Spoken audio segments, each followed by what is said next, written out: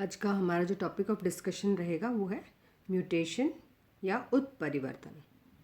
Mutations क्या होते हैं? हम सब लोग पहले से ही जानते हैं कि कोई भी ऐसा परिवर्तन जो कि हेरिटेबल है यानी वंशानुगत है, किसी भी ऑर्गेनिज्म से में ऐसा कोई लक्षण उत्पन्न हो रहा है जो कि जेनेटिकली ट्रांसमिटेड है, तो वो म्यूटेशन कहलाता है। इंडिविजुअल्स जो कि इस तरीके के लक्षण दिखाते हैं उनको कहते हैं म्यूटेंट्स या उत्परिवर्तित रूप।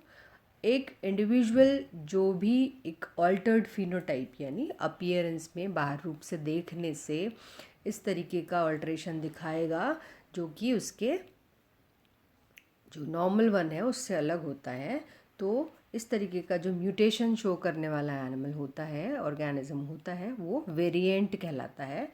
फैक्टर्स या एजेंट्स जो भी कारक म्यूटेशंस का कारण बनते हैं या म्यूटेशन को उत्पन्न करते हैं वो म्यूटेजेंस कहलाते हैं। म्यूटेशंस जो कि बेस सीक्वेंस जीन के होते हैं उनमें अगर परिवर्तन लाते हैं तो वो जीन म्यूटेशन या पॉइंट म्यूटेशन कहलाते हैं। इतिहास की अगर बात करी जाए तो ह्यूगो डी व्रिज थे 1901 यानी 1901 में इन्होंने पहली बार म्यूटेशन जो टर्म है उसको डिस्क्राइब किया था। फिनोटिपिक चेंजेस देखे उनमें उन्होंने सडनली जो हेरिटेबल थे इवनिंग प्राइमरोज में, और इस तरीके का जो परिवर्तन देखा गया उसको उन्होंने उत्परिवर्तन नाम दिया। फिर 1904 में टी.एच. मॉर्गन ने वाइट आइड ड्रोसोफिला के द्वारा इस तरीके का उत्परिवर्तन देखा। जो रेड आइड ड्रोसोफिला थी उसकी कॉलोनी में एक वाइट आइड ड्रोसोफिला देखी और इस तरीके से उन्होंने उत्परिवर्तित रूप को पहचाना। 1928 में एच.जे. मुलर थे, उन्होंने एक्सरे को यूज़ किया फ्रूट फ्लाई में म्यूटेशन उत्पन्न करने के लिए। तो इस तरीके से हम बात करें वापस कि क्या क्या लक्षण हो सकते हैं, म्यूटेशन को हम किस तरीके से ब्रॉडली डिस्क्राइब कर सकते हैं।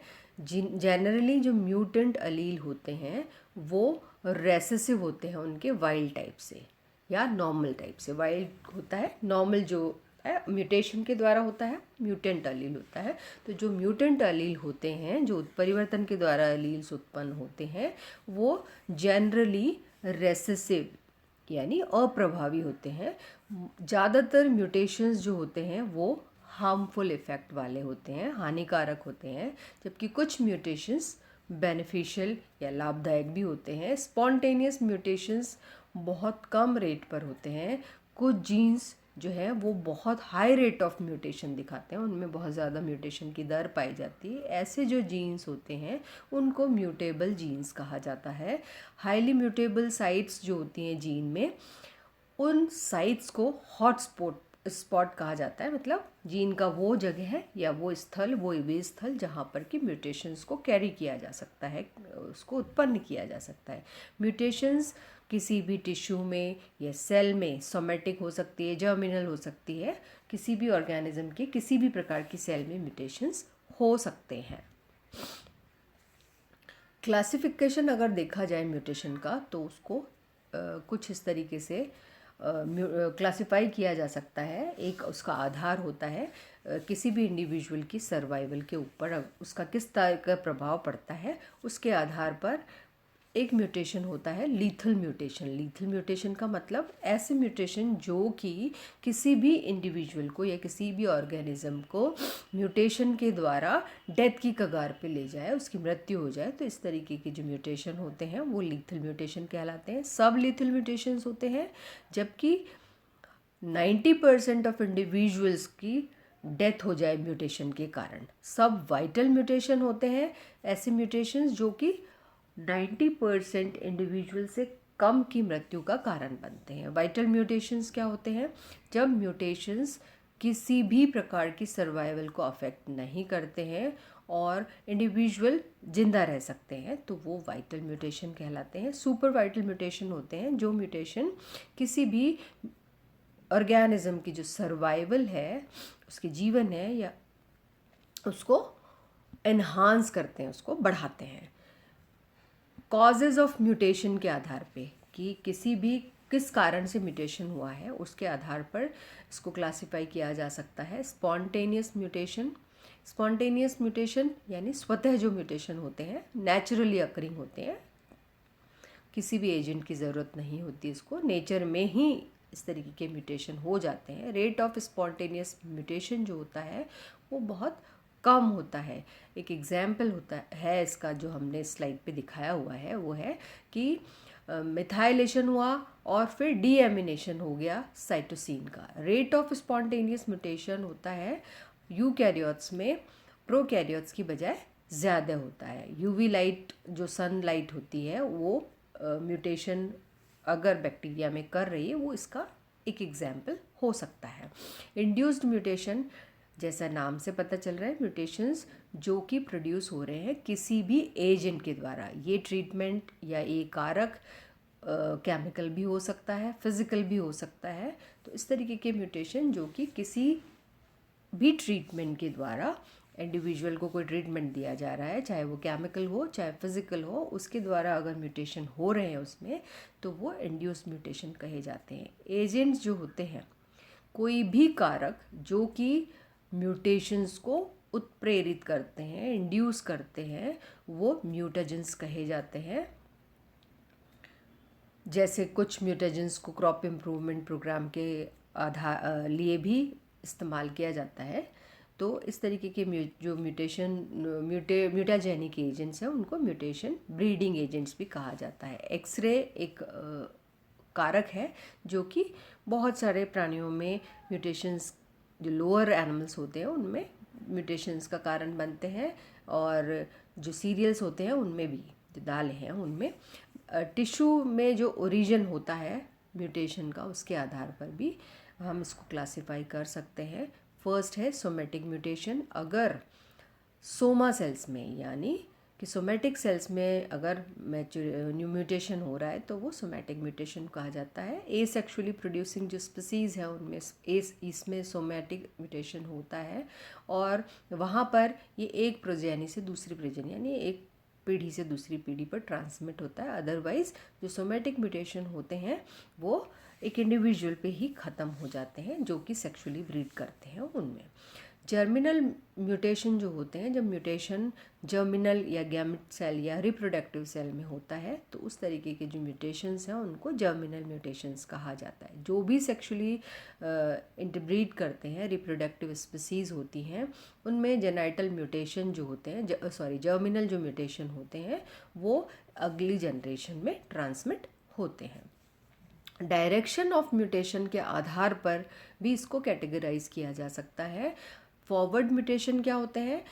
जब म्यूटेशन नॉर्मल या वाइल्ड टाइप्स अलील से म्यूटेंट वैरायटी प्रोड्यूस कर रहे हैं तो उसको फॉरवर्ड म्यूटेशन कहा जाता है।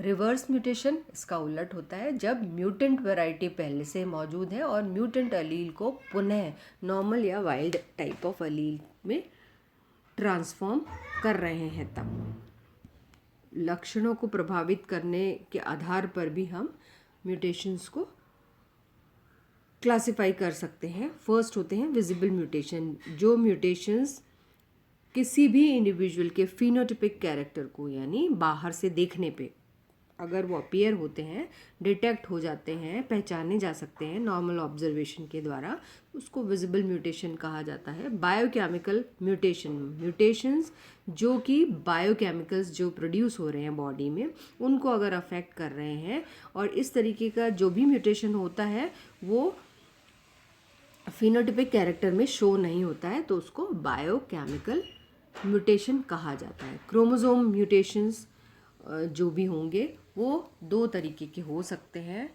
चेंजिंग ऑफ स्ट्रक्चर जो म्यूटेशन में होगा उसमें या तो क्रोमोसोम का कोई पार्ट लॉस हो जाता है या कोई पार्ट पुनः प्राप्त होता है, उसका रिपीटेशन हो जाता है, उसके आधार पर क्रोमोसोमल म्यूटेशंस इन्वॉल्व होते हैं। टाइप्स ऑफ म्यूटेशन की अगर कैटेगराइज की जाए तो दो तरीके के म्यूटेशन ब्रॉडली हम डिवाइड कर सकते हैं।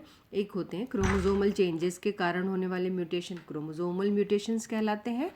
दूसरे होते हैं जीन म्यूटेशंस जो कि जीन में होते हैं। क्रोमोसोमल म्यूटेशंस पुनः 4 प्रकार के हो सकते हैं, डिलीशन, डुप्लीकेशन, इन्वर्जन और ट्रांसलोकेशन। और जो जीन म्यूटेशन होते हैं वो पॉइंट म्यूटेशन, फिर से पॉइंट म्यूटेशन साइलेंट, मिससेंस या नॉनसेंस टाइप हो सकते हैं। और दूसरा जो ब्रॉड होता है उसका टाइप वो होता है फ्रेमशिप म्यूटेशन।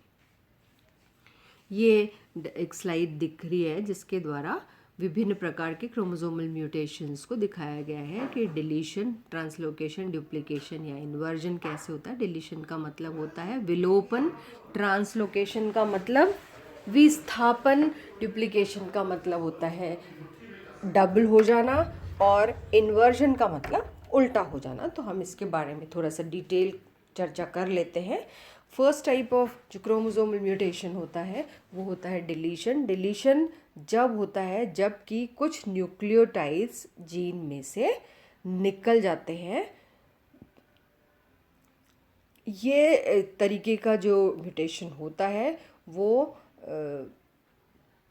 कब होएगा, जबकि कोई क्रोमोसोम ब्रेक हो गया और इस क्रोमोसोम के जो पीस ऑफ जो ब्रेक हुआ है उसमें से कोई टुकड़ा है वो क्रोमोसोम के अंदर से विलोपित हो गया है, लॉस्ट हो गया है।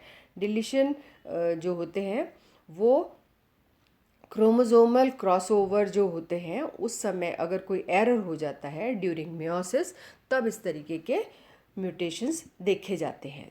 ये एक एग्जाम्पल आपको दिखाया गया है स्लाइड में कि किस तरीके से जो डिलीशन है वो दिखाई देगा और ये ऑल्टर्ड अमीनो एसिड या प्रोटीन सिंथेसिस का कारण भी बन जाता है। डुप्लीकेशन का मतलब क्या होता है, portion of chromosome is duplicated. तो इसकी वजह से क्या होगा, जहाँ भी पोर्शन डुप्लीकेट हुआ है उस समय जो जेनेटिक मटेरियल है वो एक्स्ट्रा किसी क्रोमोसोम में आ गया है। यहाँ पे आप एरो से देख पा रहे हैं कि जो सेट ऑफ न्यूक्लियोटाइड्स हैं वो दूसरे क्रोमोसोम में रिपीट हो गए। डुप्लीकेशन अनइक्वल क्रॉसिंग ओवर जो होता है उसके कारण से होता है। जब मियोसिस होता है तब मिसअलाइंड होमोलोगस क्रोमोसोम की वजह से इस तरीके का म्यूटेशन पाया जाता है। जब एक जीन सीक्वेंस रिपीट होती है तो उसको कहते हैं डुप्लीकेशन। नॉर्मल क्रोमोसोम दिखाया गया है। फिर आगे देखिए आप, वन सेगमेंट रिपीटेड का मतलब क्या है कि जो DE है वो DE रिपीट हो रहा है। जो नॉर्मल जीन था उसमें इसको रिप्रेजेंट किया गया है येलो से, और पिंक जो है वो रिपीटेड वन है। तो DE जो DE है पार्ट वो रिपीट हो गया है। और फिर से थ्री रिपीट्स में क्या हो रहा है, डी वापस 3 बार रिपीट हो रहा है। तो इस तरीके का जो क्रोमोसोमल म्यूटेशन होता है वो डुप्लीकेशन कहलाता है। इन्वर्जन क्या होता है, पोर्शन ऑफ क्रोमोसोम ब्रोक हो जाता है, टूट जाता है और अपसाइड डाउन वो टर्न होके रीअटैच हो जाता है। तो जो जेनेटिक सीक्वेंस था पहले उससे बिल्कुल उल्टा जेनेटिक सीक्वेंस नए क्रोमोसोम में पैदा हो जाता है जो कि म्यूटेंट क्रोमोसोम है। तो जो जेनेटिक मटेरियल है वो इन्वर्टेड हो जाता है। जैसे आप इस डायग्राम में देख सक रहे हैं कि जो नॉर्मल या वाइल्ड टाइप ऑफ क्रोमोसोम है वहाँ पर जो सीक्वेंस था वो GHI था और इन्वर्टेड होके ये जो म्यूटेंट वैरायटी पैदा हुई उसमें इन्वर्ट हो गया है और IHG बन गया है। इन्वर्जन जो होता है क्रोमोसोम सेगमेंट के ब्रेक ऑफ से फ्रेगमेंट जो टूट गया है, जो टुकड़ा है वो फ्लिप अराउंड करता है बैकवर्डली पीछे की तरफ से और सेगमेंट वापस से रीअटैच हो जाता है। तो जो सीक्वेंस था वो पहले से उलट होके म्यूटेशंस क्रिएट कर देता है। तीसरा जो है वो होता है ट्रांसलोकेशन। क्रोमोसोम ट्रांसलोकेशन जो होता है वो रीअरेंजमेंट ऑफ पार्ट्स की वजह से होता है होमोलोगस क्रोमोसोम्स के बीच में। 2 क्रोमोसोम्स जो कि होमोलोगस नहीं है तो वहाँ पर एक क्रोमोसोम का पार्ट है वो दूसरे क्रोमोसोम पर ट्रांसफ़र हो गया है। ये ट्रांसलोकेशन कहा जाता है, विस्थापन कहा जाता है। नॉन डिसजंक्शन जो होता है, फेल्योर ऑफ क्रोमोसोम। जब भी मियोसिस होता है तो अगर क्रोमोसोम सेपरेट नहीं होते हैं, उसमें अगर कहीं बाधा आ जाती है तो इस तरीके का क्रोमोसोमल म्यूटेशन होता है। उस समय क्या होता है कि जो गैमीट है उसमें बहुत सारे क्रोमोसोम्स या बहुत कम क्रोमोसोम्स आते हैं और इसके कारण से जो डिसऑर्डर्स होते हैं वो है होते हैं down syndrome, Turner syndrome, Klinefelter syndrome etcetera.